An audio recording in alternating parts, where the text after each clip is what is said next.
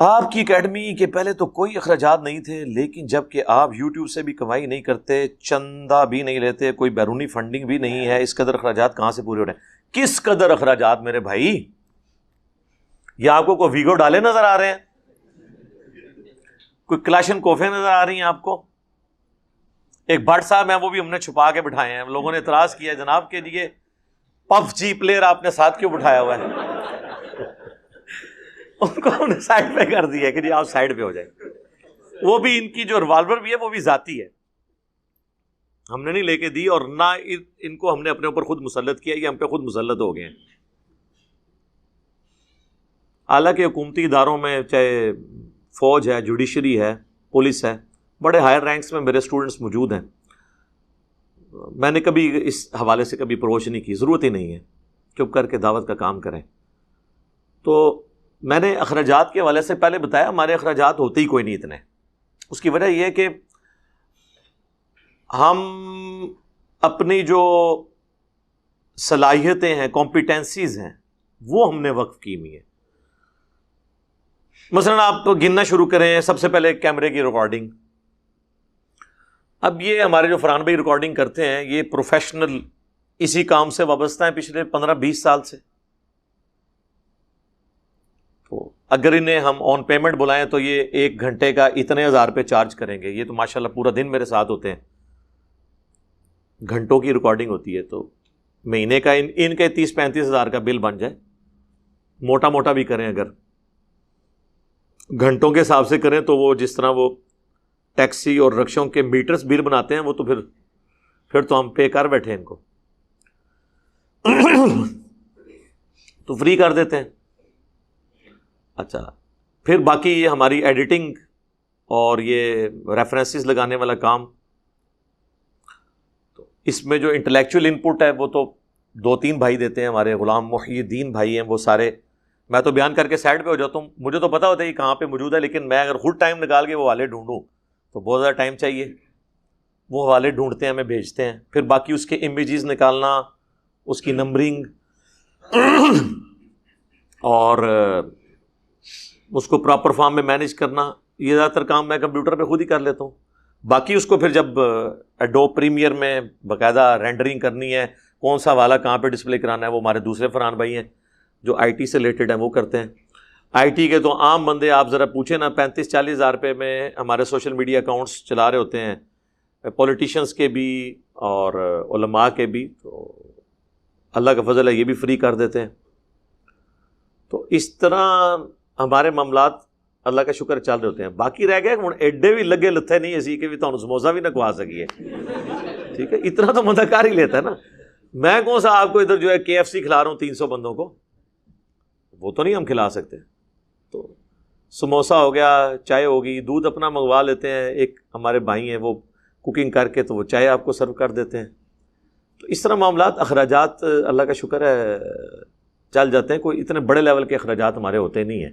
زیادہ تر لوگ جو ہے نا وہ خود کتابوں کا بھی، اب آپ سلسلہ دیکھ لیں، قرآن جو ہم فری دیتے ہیں نا بعض لوگوں کو جو ڈیزرونگ ہیں، تو ہمارے ایک بھائی ہیں وہ آلموسٹ 3-4 ملین کے قرآن فری چھپوا کے تقسیم کر چکے ہیں، الحمدللہ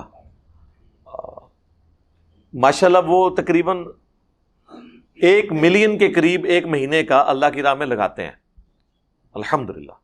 میرے پاس کئی دفعہ ہیں کہ جی پیسے لے لیں، یہ کر، میں نے کہا نہیں میرے بھائی، کہتے نہیں میں اتنے سالوں سے قرآن تقسیم کر رہا ہوں، یعنی قرآن بھی میرے کہنے پہ نہیں وہ تقسیم کر رہے، وہ پہلے سے ہی کر رہے تھے، وہ تو میری ویڈیو سے متعارف ہوئے۔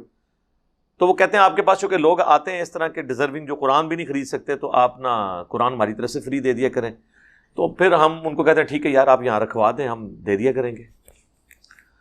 رہ گئی کتابیں حدیث کی، وہ تو نو پروفٹ نو لاس پہ ہے، وہ جتنے کا آپ خریدتے ہیں اتنے کی ہم نے منگوائی ہوتی ہے، وہ ہم پھر اتنے پیسوں سے اور منگوا لیتے ہیں۔ البتہ جو کوئی علماء ہمارے پاس آئیں یا ائمہ مساجد آئیں، ان کو ہم فری بھی مشکات دے دیتے ہیں، وہ ہماری مینیج ہو جاتی ہے۔ بعض لوگ، اب وہ جو قرآن والے بھائی ہیں نا، وہی بعض اوقات مشکاتیں بھی بھجوا دیتے ہیں کہ یہ 50 مشکاتیں ہیں میری طرف سے جو ڈیزرونگ لوگ ہیں آپ نے ان کو دے دینی ہے۔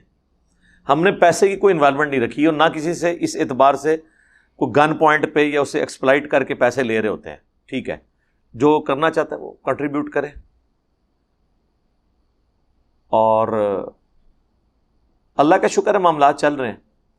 اس طرح کا کوئی سلسلہ ہے نہیں ہے کہ جس کے اوپر پیسے لگیں. پیسے پتہ کہاں لگتے ہیں؟ جب سبسسٹنس لیول سے ہٹ کے لوگ عیاشی میں پڑتے ہیں. سیدنا ابوبکر کی جو میں نے بخاری میں حدیث بتائی کہ ان کا ایک عام مہاجر جتنا وظیفہ لگایا گیا، تو اس کے تحت میرا یہ موقف ہے. جب یہ ایم ٹی جے مولانا طارق جمیل کا برانڈ لانچ ہوا تو میں نے اسے سپورٹ کیا تھا، اور میں نے کہا تھا اس طرح اگر کوئی کرتا ہے اور کاروبار کے ذریعے کرتا ہے تو بالکل کرے.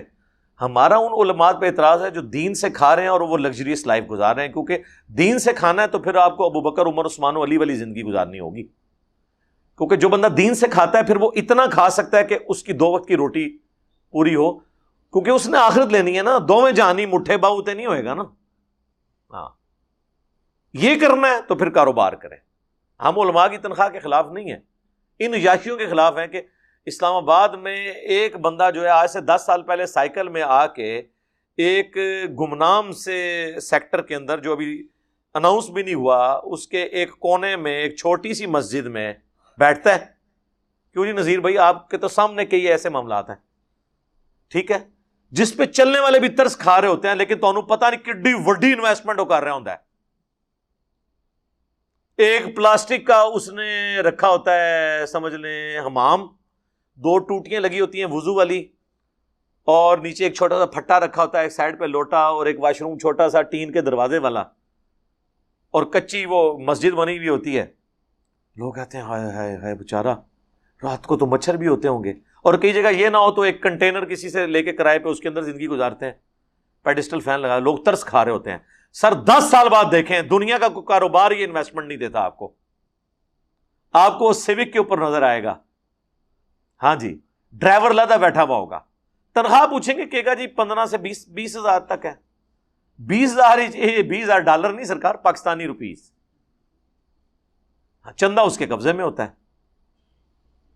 تو وہ جو کچھ آپ دے رہے ہوتے ہیں، ظاہر ہے کہ مسجد میں یہ لوگ کنسٹرکشن کا کام کر کے ہی رکھتے ہیں، ویسی کچھ بجری بار پھکوائی ہوتی ہے انہوں نے، کام اندر ہو رہا نہ ہو تاکہ کام لگا رہے. بجری بار چھٹی ہوگی، تھوڑی جی ریت چھٹا دو، کام اندر مکمل بھی ہو، لوگ دیتے رہیں گے. اور جناب ہم کام تھوڑا سا شروع کروایا، یہاں پہ کتنے لوگ آ جاتے ہیں جی بتائیں. ہم کہتے ہیں بھائی اپنا کام کریں، آپ چھوڑیں، یہ آپ کی جگہ نہیں ہے، اور بڑی جگہ وہاں جا کے لگائیں. ٹھیک ہے، آج تک کسی مولوی نے پوچھا کہ یہ اسمگلر ہے دینے والا جو اپنا مال پاک کروانے آیا اپنے زوم میں، یہ کون ہے؟ نہیں. آپ جتنی مسجدوں والے سے پوچھیں نا، وہ کہتے نہیں بس یہ مٹیریل سٹایا سی، ایک اللہ کا بندہ آیا، انہیں کہا جی دسو کتنے کا چھت پہنتا ہے، انہیں اسی ٹائم چیک لکھیا. وہ اللہ کا بندہ جڑا ہے نا، اس علاقے کا سب تو بڑا اسمگلر سی، وہ نہیں انہیں تحقیق کرنی، نہ یہ چھڑ دو، انہیں پوچھنا بھی نہیں. اور آپ کو انہوں نے بتانا ہے ایک گائے میں اگر 6 اہل حدیث تھے، 7واں بریلوی شامل ہو گیا تو سب کی قربانی گئی. آپ کو یہ بتانا ہے انہوں نے. اس حساب سے تو آپ کی مسجدیں بھی گئیں. میں آپ کو بتاؤں اسلام آباد میں بعض بریلویوں کی مسجدیں ایسی ہیں جو سعودیہ کے پیسے پہ بنی ہیں، اور سعودیہ والوں کو کافر سمجھتے ہیں بریلوی، امام کعبہ کے پیچھے نماز کے قائل نہیں ہیں، چندہ لے لیا ہوا ہے. کتنی دیوبندیوں کی مسجدیں ہیں جو سعودیہ کے پیسوں پہ بنی ہوئی ہیں.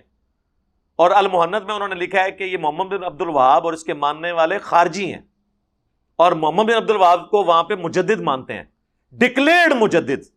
جو سٹیٹس یہاں پہ محمد علی جناح کا ہے نا، یا ڈاکٹر اقبال کا، یہ سٹیٹس سعودیہ میں محمد بن عبد الوہاب صاحب کا ہے. اور انہوں نے المحنت میں لکھا ہے یہ خارجی ہیں، یعنی حضرت علی کے جو مخالفین تھے ان کی یہ نسل ہیں. تو چندہ ان سے لے کے کھا رہے ہیں، اور ان لوگوں کی بھی شرافت ہے، وہ آتے ہیں تو وہ تو ظاہر ہے ایک امت کے لیول پہ چیزیں دیکھ رہے ہیں. آپ تو بہت تھنک آؤٹ آف باکس کیا. تو میرے پاس تو کچھ لوگ آئے، انہوں نے مجھے بتایا اب تو ایران کے ساتھ بھی وہ دوستی کر رہے ہیں کہ یار ٹھیک ہے ہم تھوڑا سا اس کنفلکٹ سے بھی اوپر اٹھیں اور امت لیول پہ دیکھیں. وہ تو یہاں آتے ہیں تو جماعت اسلامی کے مرکز منصورہ میں بھی جاتے ہیں، تو دیوبندی بریلوی تو جماعت اسلامی والوں کو کافر سمجھتے ہیں، مولانا مودودی کو. تو عبد الرحمان سدیس تو ایک نماز منصورہ میں بھی پڑھاتے ہیں، دوسری نماز جو ہے وہ جامعہ اشرفیہ میں پڑھاتے ہیں، تو دیوبندی کہتے ہیں یہ ہمارے ہیں. جبکہ وہ جدھر پڑھا کے آئے ہوتے ہیں وہ کافر ہوتے ہیں. تو کافروں کو جو نماز پڑھا کے آیا ان کو مانتا ہے. اور آپ کو پتا ہے کہ سعودیہ کا سب سے بڑا ایوارڈ جو ہے نا شاہ فیصل ایوارڈ ہے، جس طرح ہمارا یہاں پہ نشان حیدر یا نشان امتیاز ہے.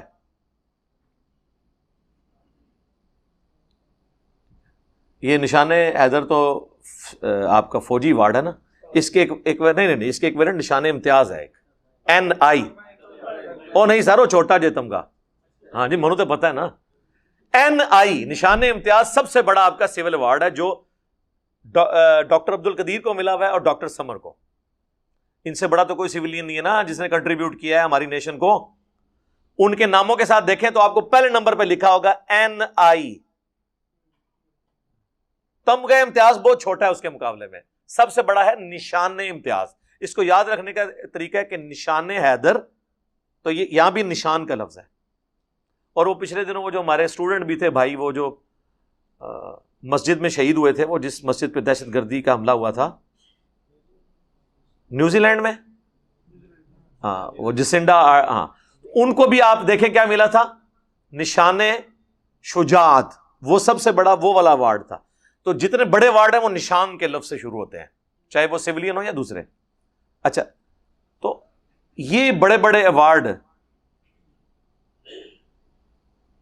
یعنی بات کہاں سے شروع ہوئی تھی مجھے تو بھول گیا. تجھے بھی لوچ تال دیتا نا اپنا لفظاں دے ہوتے, جس طرح مولوی کرتے ہیں کہ جی ظالم نہیں لکھیا بدبخت لکھیا ہے. ٹھیک ہے تجھے کیا کرو, بدبخت تو کتوں گل کتوں شروع ہوئی سی. شاہ فیصل ایوارڈ. شاہ فیصل ایوارڈ سب سے بڑا ایوارڈ ہے سعودیہ کا, اور یہ پہلا ایوارڈ پتہ ہے کس بندے کو ملا ہے, مولانا مودودی کو, ان کی علمی خدمات پہ. اور جب ان کا جنازے کی باری آئی تو سعودی حکومت نے کہا کہ ان کو یہاں پہ دفن کیا جائے, لیکن ان کی خواہش نہیں تھی.